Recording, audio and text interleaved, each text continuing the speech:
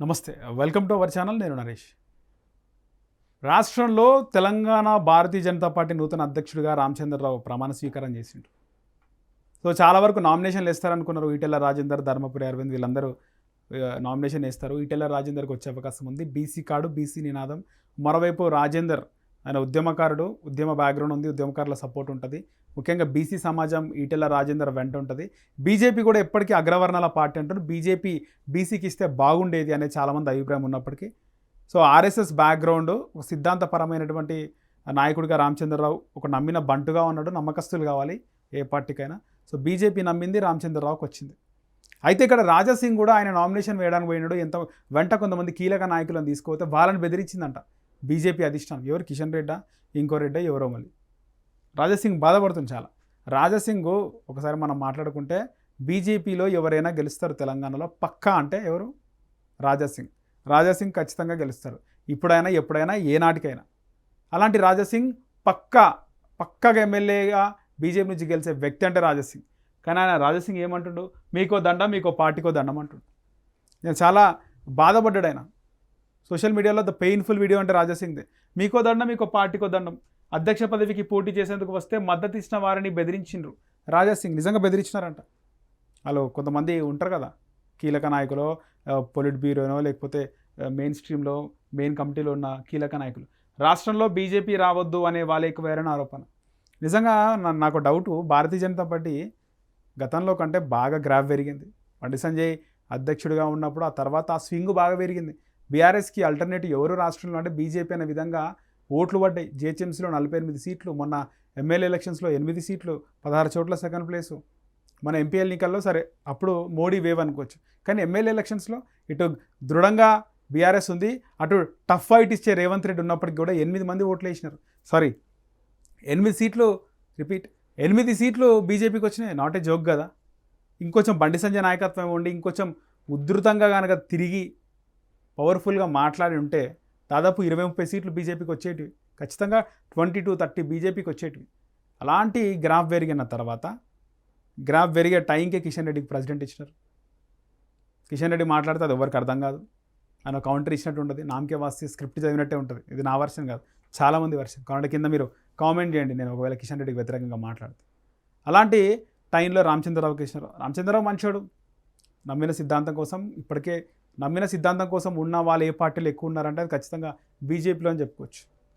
అలాంటి బీజేపీ పార్టీలో ఉన్న రామచంద్రరావు మంచుడు, మంచి పర్సన్, సౌమ్యుడు, అందరినీ రిసీవ్ చేసుకుంటాడు. కానీ రాష్ట్ర రాజకీయాల్లో కల్చర్ చూసుకుంటే చాలా పవర్ఫుల్గా మాట్లాడితేనే దానికి ఒక ఇది ఉంటుంది, దాన్ని ఫాలో అవుతారు. రెచ్చగొట్టే ప్రసంగాలు చేయాలి, అసలు ప్రత్యర్థికి ముచ్చెమటలు పట్టించాలి. అలాంటి నాయకుడు ఉండాలి, నాయకత్వం ఉండాలి. అలాంటి నాయకుడు ఏ పార్టీకైనా ఉండాలి. కానీ ఇక్కడ బీజేపీకి రాష్ట్రంలో నిజంగా రాజాసింగ్ అన్న మాటలతో నేను ఏకీభవిస్తాను. రాష్ట్రంలో గట్టి కొట్లాడితే వచ్చే అవకాశం ఉంటుందేమో. ఇద్దరికి టై అయినప్పుడు, కాంగ్రెస్కి బీఆర్ఎస్కి టై అయినప్పుడు బీజేపీ బార్డర్ క్రాస్ చేసే అవకాశం ఉంటుందేమో, మెజారిటీ ఫిగర్ వచ్చే అవకాశం ఉంటుందేమో. నిజంగా బీజేపీలో పవర్ఫుల్ నాయకులు లేరా అంటే ఉన్నారు. ఉన్నాక కూడా రాజాసింగ్కి ఇచ్చేయండి నేను నన్ను అడిగితే. రాజాసింగ్ ఇస్తే ఇంక ఉధృతంగా ఉంటుండనేమో. ఫైర్గా మాట్లాడితేనే కదా రేవంత్ రెడ్డి ఎంత ఫైర్గా మాట్లాడాడు ఎలక్షన్స్ అప్పుడు. నేను అధికారంలోకి వస్తే జైల్లో, ఇదే చెర్లపల్లి జైల్లో డబుల్ బెడ్రూమ్ కట్టిస్తా. ఎందుకంటే కేసీఆర్కి ఒక్కరిని సరిపోదు కదా. కేసీఆర్తో పాటు బిడ్డొస్తే ఎక్కడ ఉంటాడు, బిడ్డొస్తే ఎక్కడ ఉంటుంది, అల్లుడు వస్తే ఎక్కడ ఉంటాడు, కొడుకు వస్తే ఎక్కడ ఉంటాడు. డబుల్ బెడ్రూమ్ అయితే అందరూ ఉంటారు. ఖచ్చితంగా నేను ముఖ్యమంత్రిగా అయిన తర్వాత లోపలేస్తాను. ఈ విధంగా చాలా రెచ్చగొట్టే ప్రసంగాలు చేసినాడు. అంటే ఖచ్చితంగా ఎన్నికల్లో గెలవాలంటే చేయాల్సింది. అలాంటి ట్రెండ్ ప్రస్తుత రాజకీయాల్లో నడుస్తున్న టైంలో సౌమ్యుడైన రామచంద్రరావుకి ఇస్తే, ఆయన సౌమ్యంగా పార్టీలు గాంధీయ సిద్ధాంతంలో పార్టీలను నడిపితే ఈరోజు అధికారంలోకి రావడం కష్టం. ప్రజలు ఎందుకు ఓటేయాలో ఒక నమ్మకం రావాలి. వీనికి ఒక ఛాన్స్ ఇద్దాం. ప్రజాస్వామ్యంలో ఒక్కరింటిదే, ఒక పార్టీదే కాదుగా అధికారం. ఒక పార్టీకి సొంతం కాదు, ఒక ఇంటికి సొంతం కాదు పదవి. కేసీఆర్ చేసిండు, ఇప్పుడు రేవంత్ రెడ్డి చేస్తుడు. ఇంకొకరికి అవకాశం ఇయ్యని. ప్రతి ఒక్కరికి ప్రజాస్వామ్యంలో అవకాశం రావాలి. ఈటెల రాజేందర్ కూడా అవకాశం రావాలి. బండి సంజయ్, రాజాసింగ్, ఇప్పుడు రామచంద్రరావు, ఎవరికైనా అవకాశం రావాలి. ఒక్కరిదే కాదు కదా.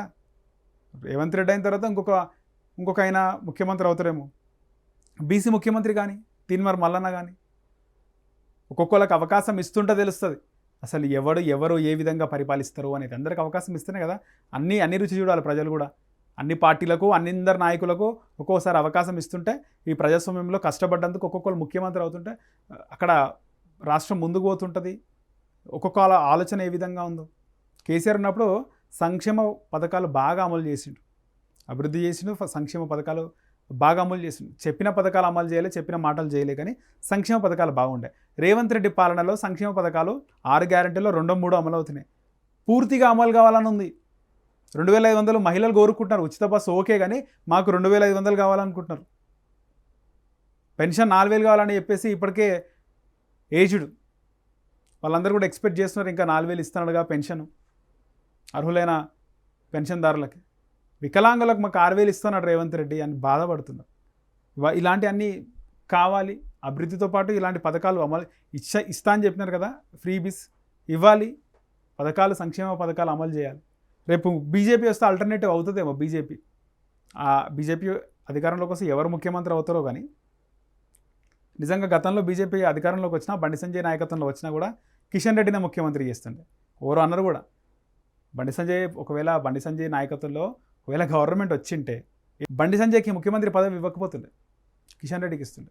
సో ఇప్పుడు కూడా ఎవరికి ఇస్తారు రాని, పార్టీ ఒక్కొక్కసారి చేంజ్ అవుతుంటేనే అధికారం వేరే పార్టీకి వస్తే ఆ పార్టీకి సంబంధించినటువంటి అభ్యర్థి ముఖ్యమంత్రిగా అయితే పరిపాలన మారే అవకాశం ఉందేమో.